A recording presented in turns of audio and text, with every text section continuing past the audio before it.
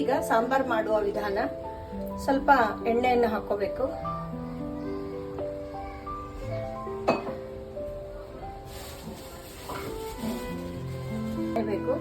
ಕಾದ ಮೇಲೆ ಸಾಸಿವೆಯನ್ನು ಹಾಕ್ತಾ ಇದ್ದೇನೆ.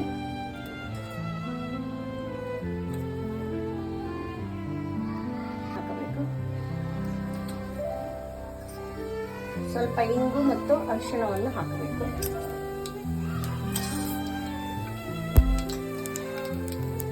ಈಗ ಕರಿಬೇವನ್ನು ಹಾಕಬೇಕು.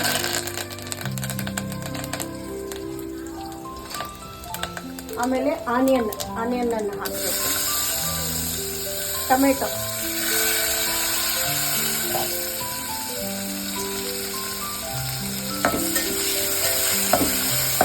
ಸ್ವಲ್ಪ ತಾಳಿದ ಮೇಲೆ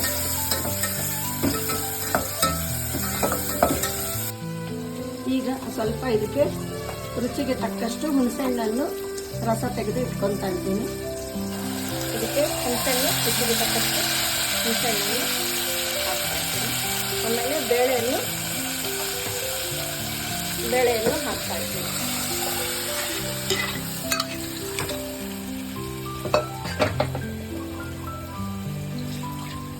ಈಗ ಬೆಲ್ಲವನ್ನು ಹಾಕಬೇಕು.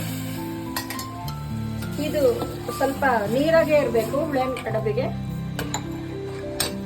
ತಕ್ಕಷ್ಟು ಉಪ್ಪನ್ನು ಹಾಕ್ತಾ ಇದ್ದೇನೆ. ಆಮೇಲೆ ಮನೆಯಲ್ಲಿ ಮಾಡಿದ ಮಸಾಲೆ ಪುಡಿ.